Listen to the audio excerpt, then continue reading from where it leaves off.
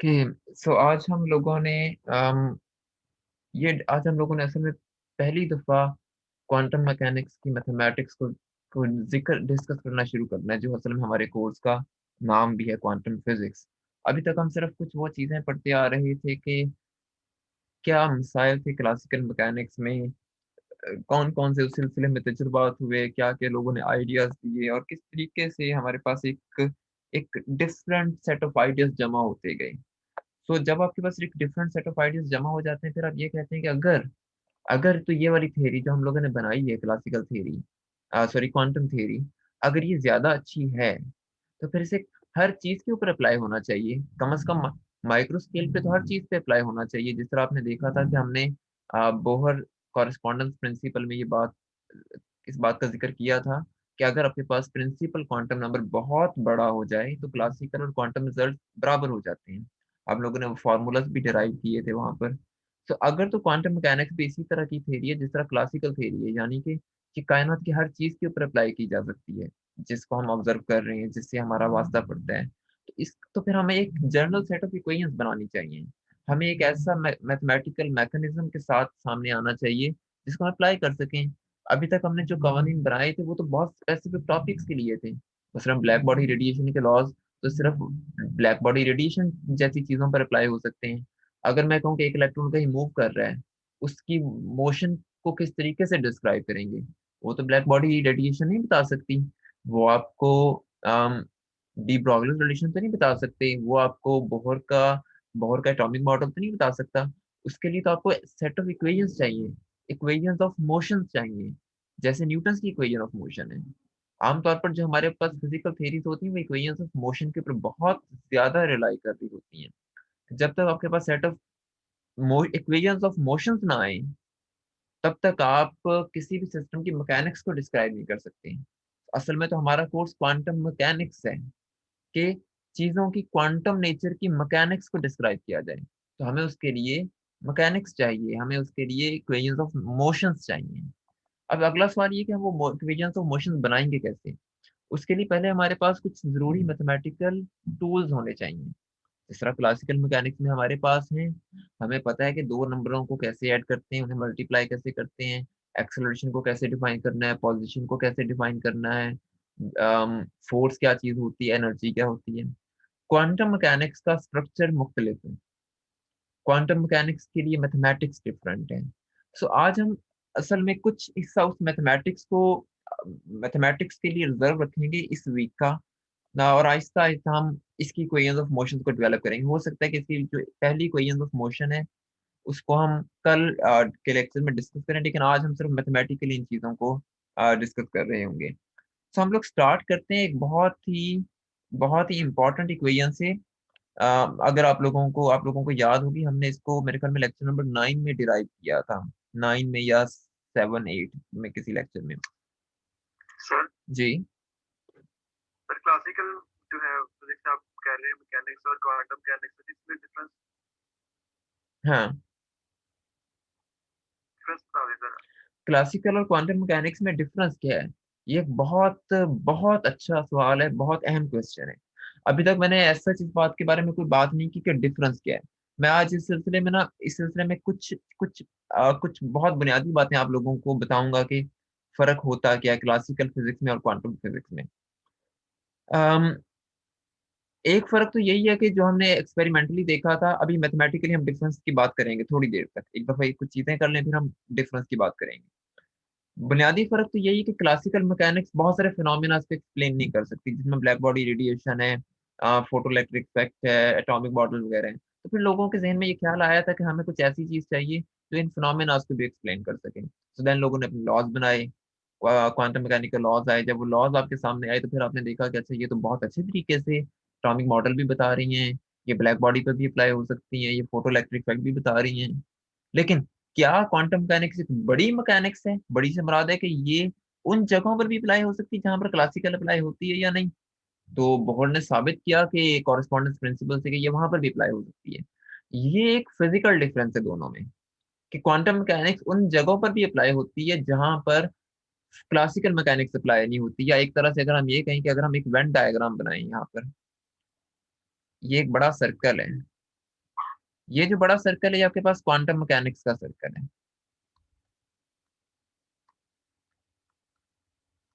आप ये समझें कि ये जो सर्कल है ये यूनिवर्स है आपकी पूरी। इसके अंदर एक छोटा सा एक सर्कल मैं ड्रॉ कर देता हूँ। ये जो सर्कल है यहाँ पर क्लासिकल मैकेनिक्स अप्लाई होती है।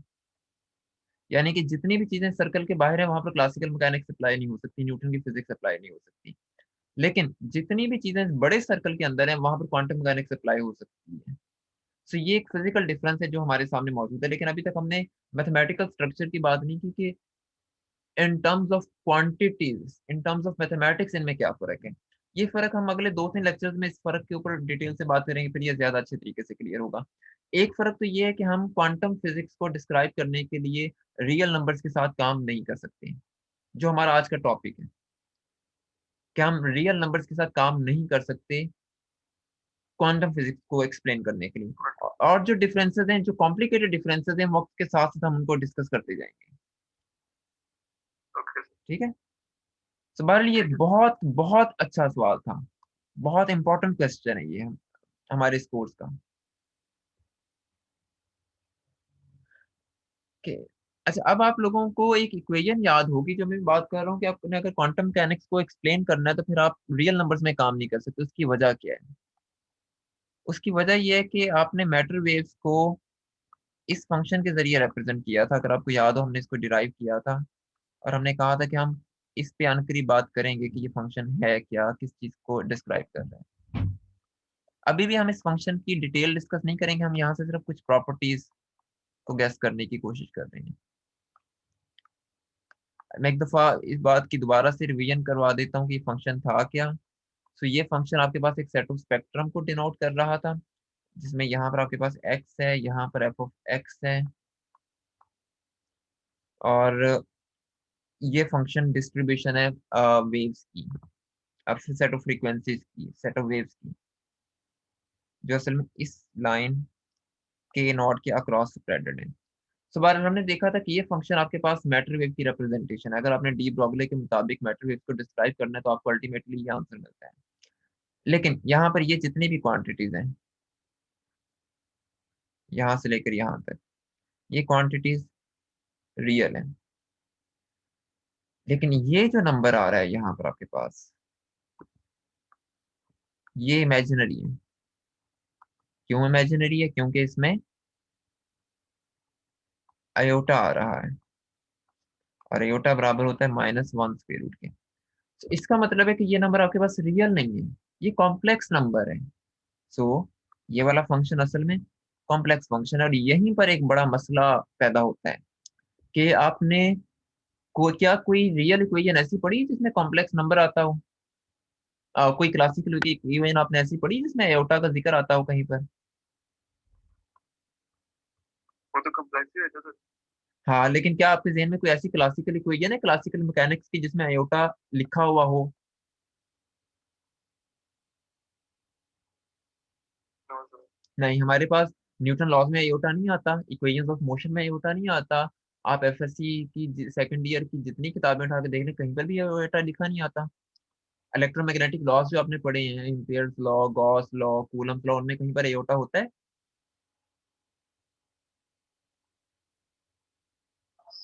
No sir.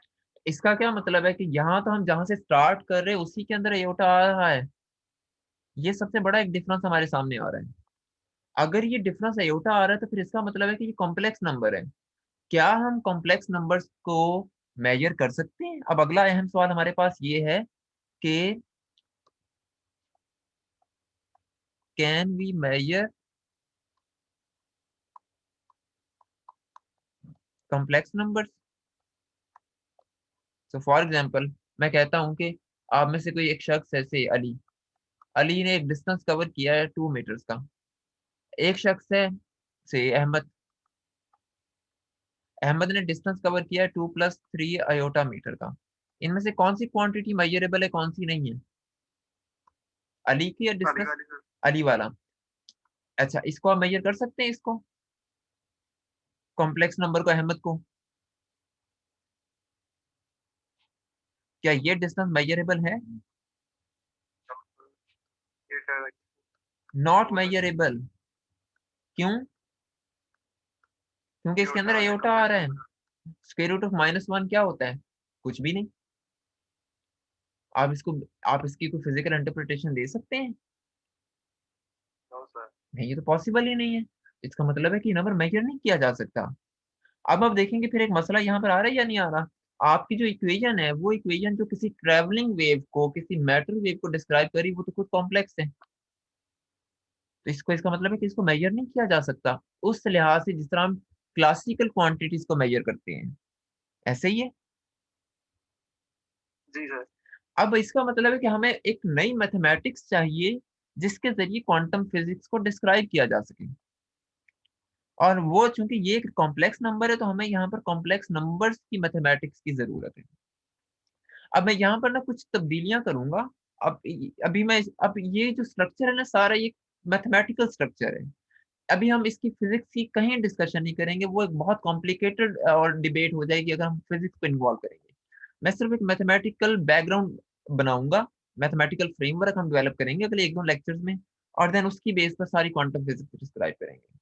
लेकिन एक चीज आप लोग देखते जाएंगे कि हर क्वांटम मैकेनिकल इक्वेशन में अयोटा कहीं ना कहीं किसी ना किसी फॉर्म में लाजमी आता होगा। कोई क्वांटम मैकेनिकल इक्वेशन ऐसी नहीं होगी जो अयोटा से खाली है। अब यहाँ पर सबसे पहली तब्दीली सर वो हमने, क्यों? क्योंकि आपने, डी ब्रॉगली ने कहा था कि मैटर की जो होती है वो मैटर वेव्स प्रोड्यूस करता है डी ब्रॉगली के मुताबिक। तो मैटर की वेव्स को डिस्क्राइब करने के लिए जो फंक्शन है वो इस फॉर्म में आपने कैलकुलेट किया था। इसके अंदर अयोटा आ रहा है। जी आ रहा है इसके अंदर इसका तो। मतलब है कि जो मैटर की वेव्स होंगी वो रियल वेव्स नहीं है, वो कॉम्प्लेक्स वेव्स हैं। सही। तो ये गाइडिंग पॉइंट है ना आपका। जी सर। अगर आप इसको निकाल देंगे तो क्या डी ब्रॉगली का प्रिंसिपल वैलिड होगा, डी ब्रॉगली का लॉ? नो। नहीं। अगर नो। डी ब्रॉगली का लॉ वैलिड नहीं है तो क्या हम कह सकते हैं कि मैटर वेव्स होती हैं? No sir. नहीं। अगर ये नहीं कह सकते तो फिर हम क्या कह सकते हैं कि डुअलिटी प्रिंसिपल होता है, डुअलिटी नेचर में एग्जिस्ट करती है? नो। नहीं। इसका मतलब फिर तो हम वापस वहीं पर चले गए जहां से न्यूटन ने स्टार्ट किया था। हाँ जी सर। तो हमें अयोटा चाहिए इसकी। अब ये हमारे पास एक गाइडिंग प्रिंसिपल है, तो हम यहाँ से जितनी भी इक्वेशंस डिराइव करेंगे, जहां जहां पर हमारे स्टेप्स आएंगे, वहां पर हम असल में जब हम इसकी इक्वेशंस ऑफ मोशन डिराइव करेंगे, अगर एक दफा इक्वेशन ऑफ मोशन में अयोटा आ जाए तो फिर इसका मतलब है कि वो आपके हर मोशन के अंदर इंक्लूड है। जिस तरह आप ये कह सकते हैं, ठीक है अगर सर। आपने इक्वेशन ऑफ मोशन लिखी है, S is equal to V I T plus 8 half A T square, इसमें आपके पास कौन कौन से वेरिएबल्स हैं? एस है, वेलोसिटी है, टाइम है, एक्सेलरेशन है। क्या सारी की सारी किनेमैटिक्स इन्हीं के ऊपर डिपेंड नहीं करती? जी सर बिल्कुल। तो अगर आपकी किसी इक्वेशन ऑफ मोशन में अयोटा आ जाए क्वांटम मैकेनिक्स की, तो इसका मतलब है कि अयोटा वहां पर इंपॉर्टेंट रोल प्ले कर रहा है। जी सर। सो हम असल में इसकी बुनियाद पर जो इक्वेशन ऑफ मोशन लिखते हैं उसके अंदर अयोटा आता है। ठीक है सर। इसकी हमारे पास कोई फिजिकल लॉजिक, फिलहाल हम उसकी जिक्र ही नहीं करें कि ऐसा फिजिकली ऐसा क्यों होता है, और उसकी हमारे पास कोई लॉजिक है भी नहीं। ये सिर्फ एक मैथमेटिकल स्ट्रक्चर है। Okay sir. ओके, सो अब हम लोगों ने जो तब्दीली करनी है, सबसे पहले तो हमने अपने फंक्शन को चेंज करना है। वो फंक्शन कैसे तब्दील होगा? आप लोगों ने ये इक्वेशन पढ़ी थी, y is equal to Y not sine के एक्स माइनस ओमेगा टी। मैं इसको ऐसे लिखता हूँ कि इसको मैं y की जगह लिखता हूँ वाई एक्स टी। अब आप ये क्या कर रही है, ये आपके पास एक वेव इक्वेशन है जो क्लासिकल है। आपने सबसे पहला काम तो ये करना है कि इस y को रिप्लेस कर देना एक नए फंक्शन से, जो एक बहुत जनरल फंक्शन है हमारे पास, इससे। इसे को कहते हैं, कैपिटल पी से लिखते हैं साई। ये दो तरह के सिंबल्स होते हैं, एक ये वाला होगा और एक इसमें ये हॉरिजॉन्टल लाइंस नहीं होगी ये। तो ये जो होता है ये कैपिटल पी से कैपिटल साई होता है, और ये जो होता है ये स्मॉल साई होता है। तो ये हमने सबसे पहली तब्दीली ये की है यहाँ पर। फिजिकली फर्क इनमें ये है कि ये जो फंक्शन होता है, जो कैपिटल साई होता है, ये असल में फंक्शन होता है एक्स और टी दोनों का, लेकिन जो स्मॉल साई होता है ये सिर्फ एक्स का फंक्शन होता है, इसको टी का फंक्शन नहीं दिया जाता। ये एक ऐसा नंबर है साई जिसके ऊपर पूरी क्वांटम मैकेनिक्स रिलाई करती है। इसको हम नाम दे, इसको मैं भी बताता हूँ इसको हम कहते क्या है। अब इसको सिर्फ फंक्शन नहीं कहेंगे। सो यहाँ पर आप इसको ऐसे लिखें। So, इसको मैं कह देता हूँ, से साई नॉट कह लें या कुछ भी कह लें, इसको ए कह लेते हैं, कोई नाम ही देना है हमने।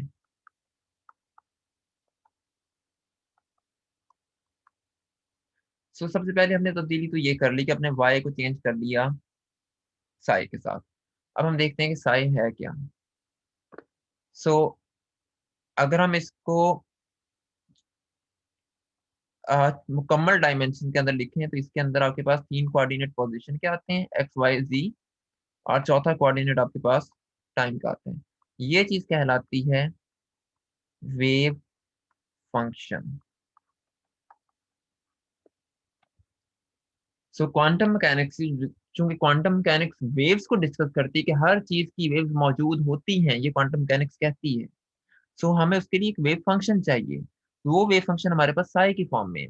लेकिन हमने यहाँ पर देखा था कि ये एफ ऑफ एक्स जो था ये कॉम्प्लेक्स नंबर था, तो आप इसको भी कह सकते हैं साई ऑफ एक्स, क्योंकि वेव मैटर वेव को डिस्क्राइब कर रहा है लेकिन ये कॉम्प्लेक्स है।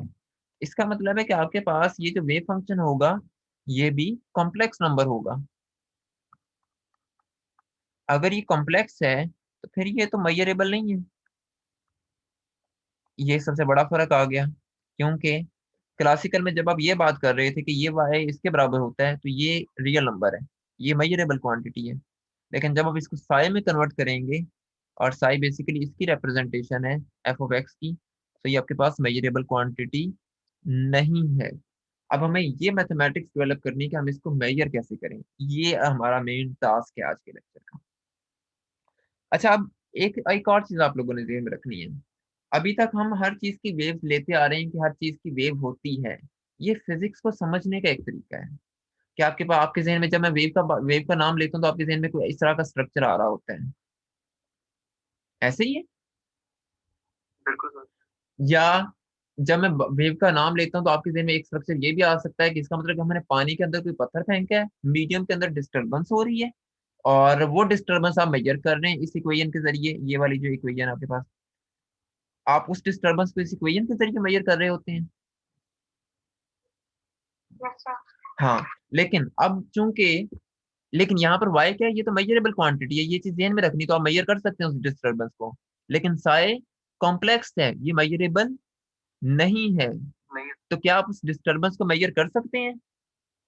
No sir. नहीं कर सकते। इसका मतलब है कि ये साई एक ऐसी डिस्टरबेंस को डिस्क्राइब कर रहा है जिसको प्रोपेगेट करने के लिए मीडियम की जरूरत नहीं है, आप उसको मेजर नहीं कर सकते। ये बात समझ में आ रही है? Yes sir.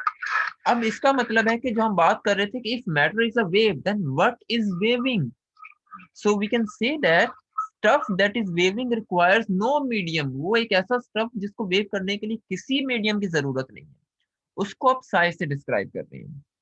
लेकिन अब आपने अब अगर एक चीज ऐसी है जिसको मेजर ही नहीं किया जा सकता, तो क्या उसका फिजिक्स में कोई काम होगा? नहीं, क्योंकि फिजिक्स तो का नाम ही मेजरमेंट्स का है। तो अब असल में यही बात हमें मजबूर करती है कि हम एक ऐसा मैकेनिज्म डेवलप करें जिसके जरिए साय को मेजर किया जा सके। अब वो हम काम कैसे करते हैं? मिसाल के तौर पर कि आपके पास ये कंटेनर है, इसके अंदर कोई पार्टिकल पड़ा हुआ है, यहाँ पर ये पार्टिकल है। क्वांटम मैकेनिकली तो हम ये कह सकते हैं कि इस पार्टिकल के साथ एक कोई वेव एसोसिएट है। आपने मालूम करना है कि उस वेव के जरिए ये पार्टिकल कहाँ पर पड़ा हुआ है। तो आपको किसी टाइम टी में किसी बहुत स्मॉल वॉल्यूम को, जिसको हम लोकलाइजेशन ऑफ स्पेस का नाम देते हैं, ये फाइंड करना है कि इसको मालूम करने की प्रोबेबिलिटी कितनी ज्यादा है। असल में हम फाइंड करना चाहते हैं साई के जरिए प्रोबेबिलिटीज। साई के जरिए हम क्या चीज कैलकुलेट करना चाह रहे हैं? प्रोबेबिलिटीज। प्रोबेबिलिटीज क्या है कि किसी टाइम टी के अंदर किसी स्मॉल वॉल्यूम में उस पार्टिकल को फाइंड करने की प्रोबेबिलिटी कितनी ज्यादा है। अगर आपने इस पार्टिकल को इस रीजन के अंदर फाइंड करना है तो प्रोबेबिलिटी बहुत ज्यादा होगी। लेकिन अगर आप इसको इस डैश रीजन के अंदर फाइंड करना चाहते हैं तो प्रोबेबिलिटी कम होगी। क्यों? कम हो, ठीक है सर। अब देखे ना, एक बॉल है ना, आप एक बॉल को एक एक छोटे से कमरे में फेंक दें और आपको या ये समझें कि आपके पास एक सुई है, आप उस सुई को एक छोटे से बॉक्स में कहीं फेंक दें और एक उसको खेत में जाके फेंक दें, कहाँ पर ढूंढना ज्यादा आसान होगा, कहाँ पर मिलने के चांसेस ज्यादा होंगे? बॉक्स में सर। बॉक्स में। ये जो चांसेस है, इसी चीज का नाम प्रोबेबिलिटी है। ठीक है सर। अगर आप प्रोबेबिलिटी फाइंड कर सकते हैं तो इसका मतलब क्या हुआ कि प्रोबेबिलिटी असल में रियल नंबर होगा फिर, क्योंकि ये मेजरेबल है। और ये क्या चीज है? ये कॉम्प्लेक्स है।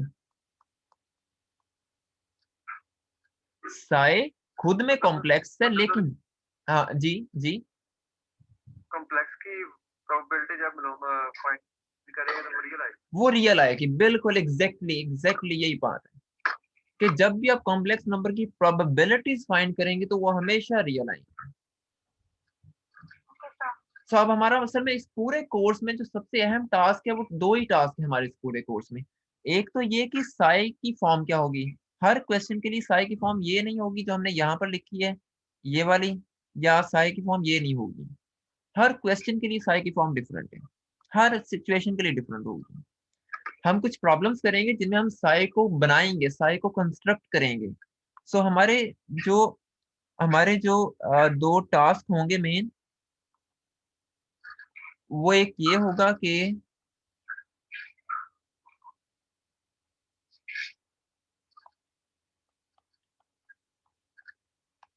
हाउ टू कंस्ट्रक्ट,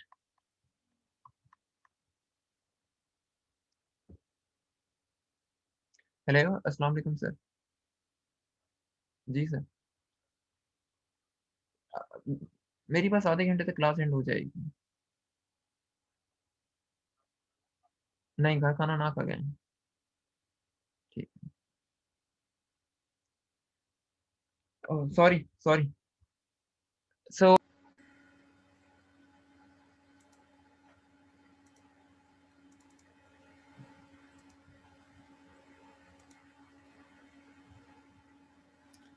मेरा मेरे ख्याल में स्क्रीन ऑफ हो गई थी। एक मिनट में दोबारा शेयर करता हूँ।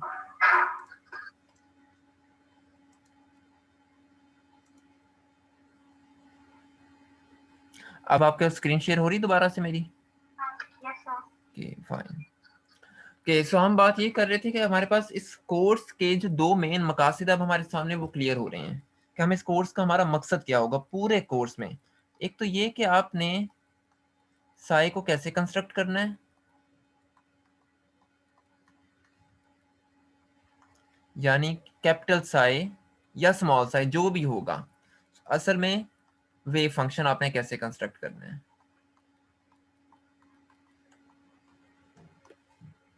और दूसरा काम ये कि आपने हाउ टू कैलकुलेट प्रोबेबिलिटीज। ये हमारे पास दो अहम सवाल हैं इस कोर्स के, लेकिन ये इतने आसान सवाल भी नहीं है, ये इतने ज्यादा मुश्किल भी नहीं है। आइडियाज थोड़े से स्ट्रेंज हैं। इवन के मैं आपको ये चीज बताऊं कि आज इवन के क्वांटम मैकेनिक्स के फाउंडर्स का भी ये ख्याल है कि कोई भी क्वांटम मैकेनिक्स को प्रॉपरली नहीं समझ सकता। हम बहुत ज्यादा इसके हम फिजिकल डिस्कशन या फिलोसॉफिकल डिस्कशन नहीं कर रहे, लेकिन जितना कि अभी तक आपने देखा है कि बहुत ज्यादा माइंड बॉगलिंग किस्म के आइडियाज हैं कि आप कह रहे हैं कि एक चीज वेव है, लेकिन वो वेव नहीं भी है। एक पार्टिकल है, वो पार्टिकल नहीं भी है। एक चीज दोनों तरह की नेचर रखती है, लेकिन एक वक्त में वो एक ही नेचर शो कर रही है। जैसे ही आप उसको मेजर करने लगे, अब इलेक्ट्रॉन इतना ज़हीन है कि उसको पता लग जाता है कि आप उसको मेजर करने लगे हैं, वो फौरन से अपने आप की पार्टिकल नेचर शो करता है जो हमें आम हालात में नजर आती है। वो वेव के तौर पर बिहेव नहीं करता, चाहे वो डबल स्लिट में से क्यों ना गुजर रहा हो। सेम केस लाइट के साथ है। लाइट बेशक फोटोइलेक्ट्रिक फील्ड में पार्टिकल के तौर पर बिहेव कर रही है, लेकिन जैसे ही आप उसको ऑब्जर्व करने लगेंगे वो आपको वेव के तौर पर नजर आएगी। सो ये एक बहुत, और ये इन पे अगर थोड़ा सा बंदा बैठ के सोचे तो ये बहुत ही अजीब से ख्याल आते हैं, अजीब सी चीजें हैं कि आप इन सारे फिनोमिनल्स को डिस्क्राइब करने के लिए एक ऐसी मैथमेटिक्स यूज कर रहे हैं कि जिसको जो मेजरेबल भी नहीं है। Wave function wave function art measurable quantities, आप उनको मेजर भी नहीं कर सकते, फिर भी आप उनको यूज कर रहे हैं।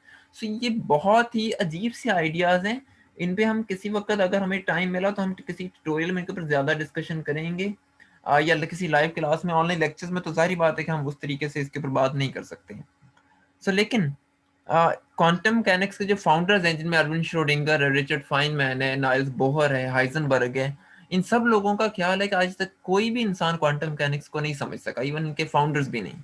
उन्होंने भी कई जगहों पर इनकी गलत इंटरप्रिटेशंस की हैं, कुछ चीज़ों को गलत समझा है। ये इतना एक बिजेर किस्म का आइडिया है। सो बहरहाल हम वक्त के साथ साथ देखेंगे कि क्या क्या चीज़ें हैं क्वांटम मैकेनिक्स की, क्यों इतना बिजेर है। फिलहाल हम अपने मेन पॉइंट पर आते हैं। सो अब हम इसकी मैथमेटिक्स की तरफ आते हैं। इसके लिए हमें डिस्कस करना है कॉम्प्लेक्स नंबर्स को। आप लोगों ने पहले कॉम्प्लेक्स नंबर्स को बीएस में पढ़ा हुआ है एफएससी के अलावा?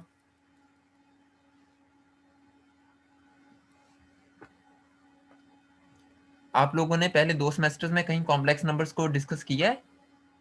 देखो सर, इतना ज्यादा नहीं किया, थोड़ा बहुत किया ठीक है, मैं बस एक दफ़ा एक रिव्यू इसका करूंगा, और इस हफ्ते आप लोगों को एक्सरसाइज असल में कॉम्प्लेक्स नंबर से रिलेटेड ही दूंगा, ताकि ये चीज़ें हमारी रिवाइज हो जाएं, क्योंकि ये बहुत इंपॉर्टेंट है। सो हम कॉम्प्लेक्स नंबर्स को यूजुअली जी से डिनोट करते हैं। सो एक जनरल किसी से भी डिनोट कर लें, आपकी मर्जी है। सो ये कॉम्प्लेक्स नंबर है। इसको इस तरह के किसी प्लेन के ऊपर ड्रॉ किया जाता है, जिसमें जो एक्स एक्सिस होता है वो रियल क्वांटिटीज को शो करता है, जो वाई एक्सिस होता है वो इमेजिनरी क्वांटिटीज को शो करता है। ये जो प्लेन कहलाता है आपके पास, इसको आर्गेंट प्लेन भी कहते हैं, या इसको कॉम्प्लेक्स प्लेन भी कहा जाता है। मैं बहुत ज़्यादा मैथमेटिकली ये चीज़ें आपको नहीं करवाऊंगा, क्योंकि हमें इसकी ज़रूरत नहीं है। मैं सिर्फ एक आइडिया दूंगा, उतनी की फिजिक्स की आपको मैथमेटिक्स सिखाऊंगा जितनी की हमें इस कोर्स में ज़रूरत है कॉम्प्लेक्स नंबर्स की। सो यहाँ पर अगर कोई पॉइंट, ये असल में आपका पॉइंट जी है, जिसको हम इस तरीके से लिखते हैं। इसमें जो पहला कोऑर्डिनेट होता है वो रियल होता है, जो दूसरा कोऑर्डिनेट होता है वो इमेजिनरी होता है। सो अगर रियल पार्ट को आर ई जी से शो करते हैं और इमेजिनरी पार्ट को आई एम से, तो इसका जो रियल पार्ट है वो ए है, इसका जो इमेजिनरी पार्ट है वो बी है। अयोटा की डेफिनेशन आपको पता है कि ये -1 होता है। सो अयोटा से रिलेटेड आपको कुछ चीज़ें और भी पता होनी चाहिए कि अयोटा स्क्वायर, ये बहुत इंपॉर्टेंट सिंप्लीफिकेशंस हैं, और आई गेस कि ये आपको करनी आती होंगी, लेकिन मैं सिर्फ एक कंप्लीटनेस की वजह से करवा रहा हूँ कि एक दफ़ा हम इनसे गो थ्रू हो जाएं। सो अयोटा स्क्वायर -1 और माइनस अयोटा आ गया। इसी तरीके से अगर 1/, अयोटा दिया हुआ है तो आप इसको डिनोमिनेटर से मल्टीप्लाई करें, डिवाइड करें, अयोटा स्क्वायर माइनस अयोटा, और इसी तरीके से जो मर्जी चीज़ें लिखते जाएं। देन इनसे रिलेटेड कुछ ऑपरेशंस हैं, उनको उनको हम डिस्कस कर लेते हैं। सो लेट करते हैं आपके पास दो कोई कॉम्प्लेक्स नंबर्स ले लेते हैं। W is equal to a plus iota b and z is equal to c plus iota d। हम ये देखना चाहते हैं कि जो यूजुअल अलजेब्राइक ऑपरेशंस हैं वो इनके ऊपर कैसे अप्लाई होते हैं। तो मिसाल के तौर पर अगर हम इनको ऐड करें तो फिर हमारे पास क्या आएगा, रियल नंबर्स रियल में ऐड हो जाएंगे और कॉम्प्लेक्स नंबर कॉम्प्लेक्स में ऐड हो जाएंगे। इसी तरह से अगर इनको मल्टी माइनस किया जाए, सो रियल नंबर्स रियल में से माइनस होंगे और कॉम्प्लेक्स नंबर्स कॉम्प्लेक्स में से। अगर इनको मल्टीप्लाई करें फिर क्या होगा हमारे पास,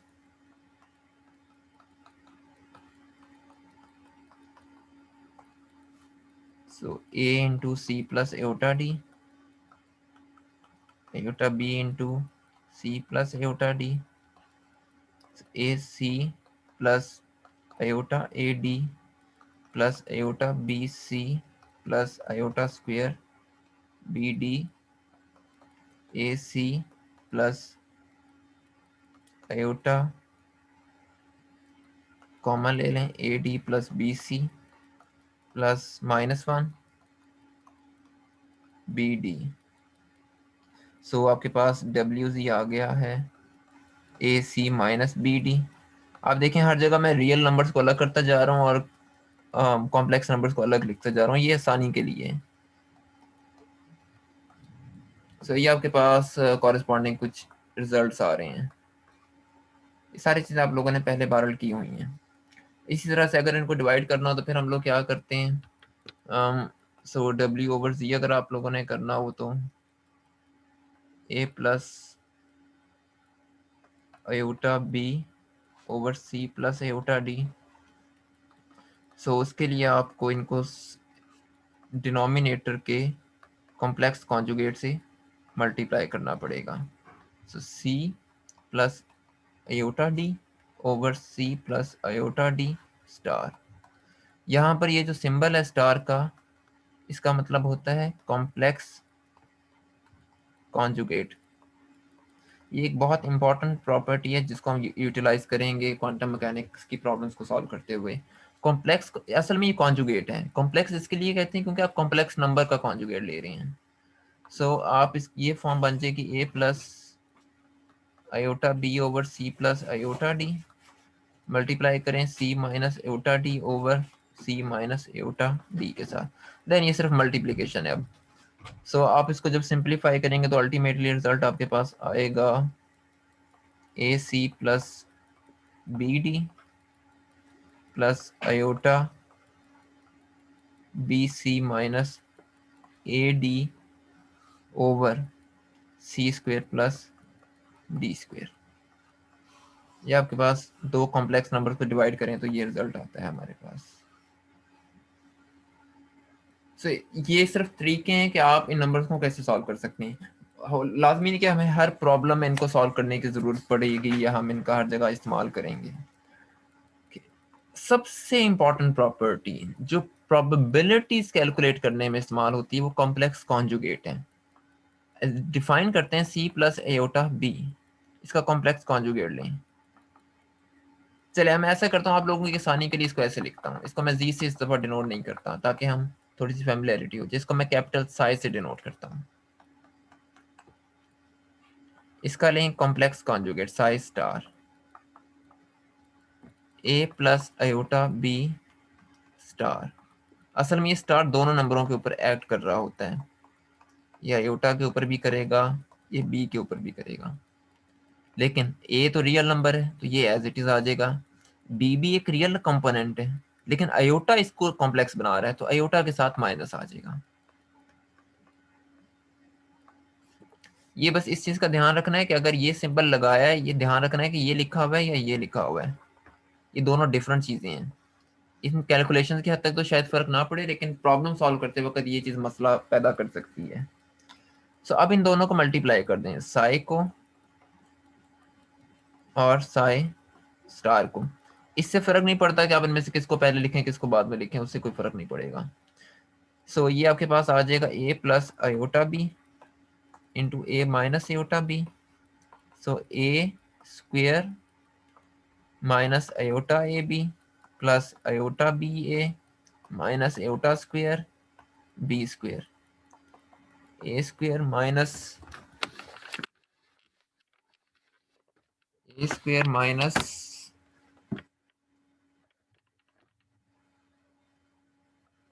iota AB plus real number से तो आप इन्हें चाहे जैसे मर्जी लिखें, उससे कोई फर्क नहीं पड़ेगा, minus into minus one B square. So ये जो चीज़ मैं लिख रहा हूँ इसको मैं ऐसे भी लिख सकता हूँ, साई मॉडुलस साई स्क्वेयर। तो ये आपके पास आ गया A square plus B square. Ultimately हमारे पास कल के लेक्चर में हम देखेंगे कि यही आपके पास असल में डेफिनेशन होती है प्रोबेबिलिटी की। असल में इसी तरीके से हम प्रोबेबिलिटीज कैलकुलेट करते हैं और ये एक रियल नंबर है। इस तरीके से हम किसी भी कॉम्प्लेक्स फंक्शन को रियल में कन्वर्ट हम कर सकते हैं। यहाँ तक क्लियर है सबको? कोई मुश्किल?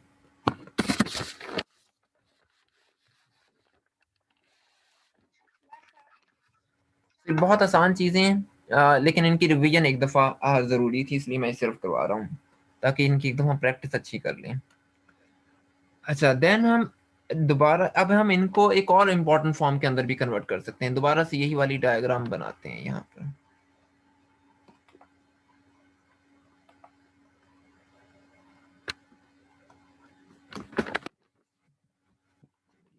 डायग्राम सीधी ही नहीं बन रही है।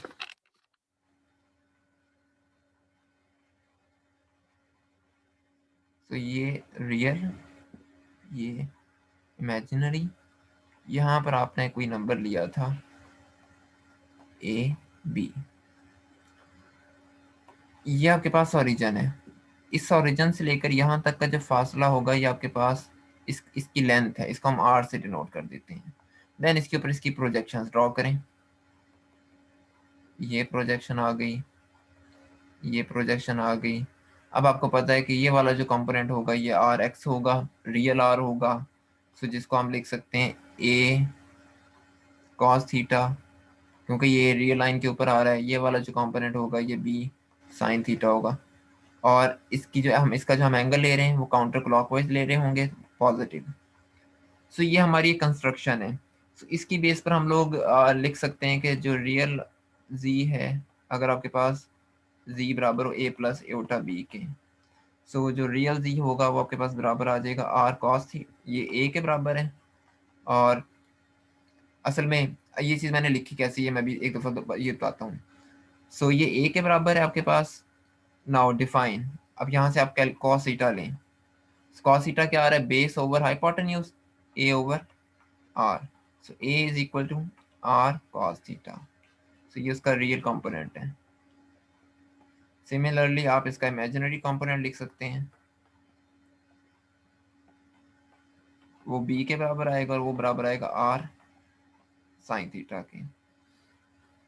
सो अब यहाँ से कॉरिलेशन हम लोग निकाल सकते हैं कि जी मॉडुलस का स्क्वायर लें। जी मॉडुलस का स्क्वायर असल में बराबर था A square plus B square के। ए स्क्वायर की वैल्यू लिखें R square cos square theta plus B square sine square थी, सॉरी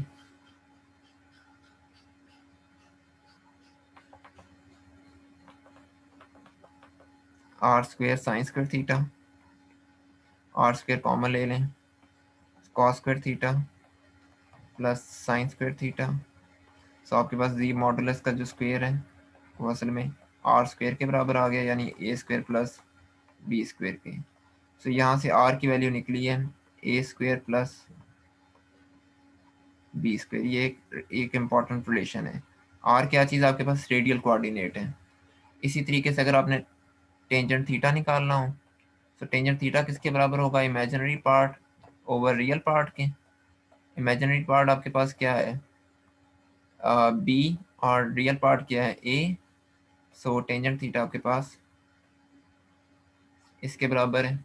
कि आपके पास अगर किसी भी अपने कॉम्प्लेक्स नंबर का एंगल कैलकुलेट करना हो, कंपोनेंट्स का एंगल, तो आप उसके इमेजिनरी पार्ट को रियल पार्ट से डिवाइड कर दें, सिंपल वाई ओवर एक्स है। ओके, सो इसी तरीके से आपके पास एक और इम्पॉर्टेंट आइडेंटिटी है E raise to power iota theta cos of theta plus iota sine of theta.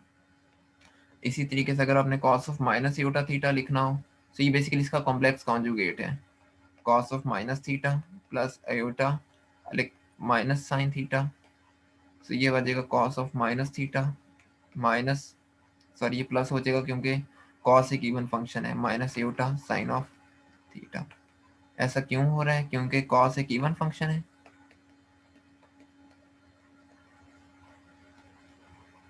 लेकिन जो साइन ऑफ माइनस थीटा होता है ये माइनस साइन थीटा के बराबर होता है, ये एक ऑड फंक्शन है।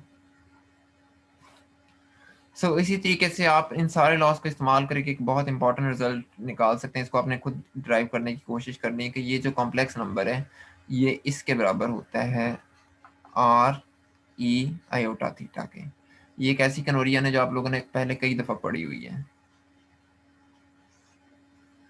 ये बिल्कुल उसी तरीके से आप डिराइव कर सकते हैं जिस तरीके से हम एक्स और वाई को कन्वर्ट करते हैं आर और थीटा में। सो लेकिन बहरहाल ये एक इम्पॉर्टेंट रिलेशन है। देन हम कॉम्प्लेक्स नंबर के सिलसिले में कुछ और चीज़ों को देख लेते हैं। ये सिर्फ डिफरेंट, अब हम कॉम्प्लेक्स नंबर को आर थीटा की फॉर्म में डिफाइन कर लेते हैं। Let Z is equal to R E iota theta, इसका कॉम्प्लेक्स कॉन्जुगेट ले लें, R E minus iota theta आ जाएगा, इनको मल्टीप्लाई कर दें, R E iota theta, R E minus iota theta, r square iota theta minus iota theta. So z star equal r square. Again real number है अगर आप polar form में भी चेक कर रहे हैं तो। इसी तरीके से अगर आपने इनको डिवाइड करना है तो डिवाइड भी किया जा सकता है। z1 ओवर z2 दो नंबर डिफाइन करें, r1 iota theta 1 over r2 iota theta 2, r1 over r2 as it is रहेंगे,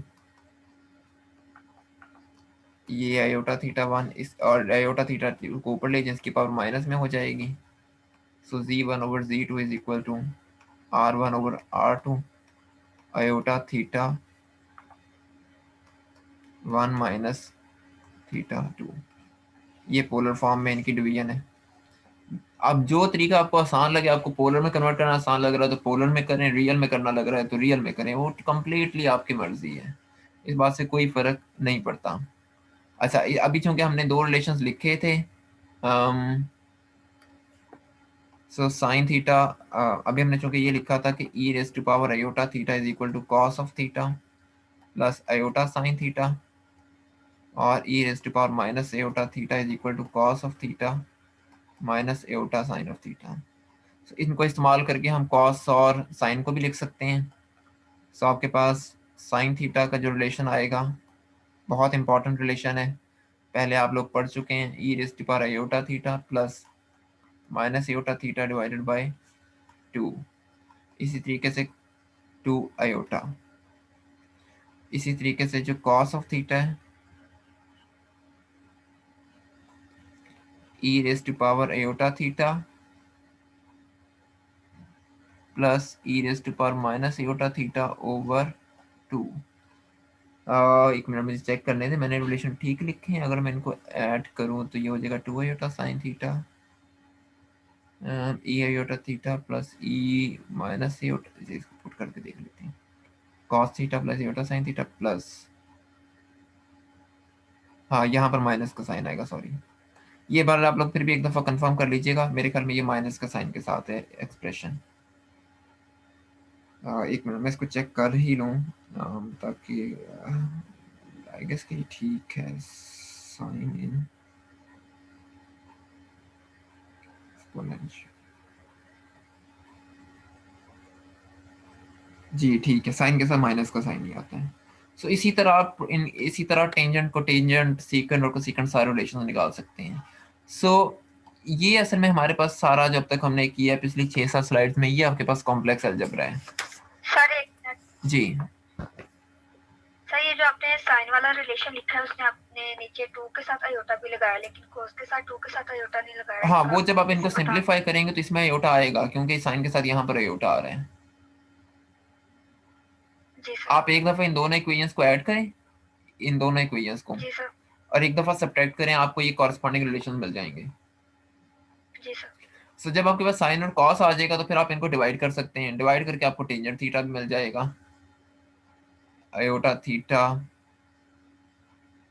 minus iota theta over iota, ये चेक कर लीजिएगा कि यही बनेगा या नहीं बनेगा। सब इस तरह आप कोई भी ट्रिग्नोमेट्रिक फंक्शन निकाल सकते हैं। सो ये हमारे पास एक कॉम्प्लेक्स अलजेब्रा है इसका। Is it clear? आज आप लोगों ने कुछ भी नहीं करना, आप लोगों ने सिर्फ जाके कॉम्प्लेक्स नंबर्स को रिवाइज करना है। अभी हमने इसके अंदर कोई क्वांटम मैकेनिक्स इन्वॉल्व नहीं की, अभी हमने कोई साइफ प्रॉपर्ली नहीं लिखा। कल के लेक्चर में हम ये करेंगे कि हम एक वेव फंक्शन लेंगे, मैं आपको ये बताऊंगा कि उस वेव फंक्शन को स्केच कैसे करना है, और उसमें अब मैं रिकॉर्डिंग ऑफ कर दूं फिर हम लोग उसको डिस्कस करते हैं। फिलहाल एक मिनट। ये हमारा आज का लेक्चर था। अगर आपका कोई क्वेश्चन हो तो आप लोग मेरे से जब मर्जी चाहें पूछ लीजिएगा।